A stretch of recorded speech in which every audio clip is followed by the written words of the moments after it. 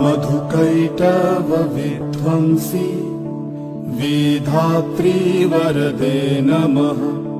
रूपं देहि जयं देहि यशो देहि दिशो जहि। महिषासुरनिर्नाशी भक्तानां सुखदे नमः। रूपं देहि जयं देहि यशो देहि दिशो जहि। धूम्रनेत्रवधे देवी धर्म कामार्थदायिनी।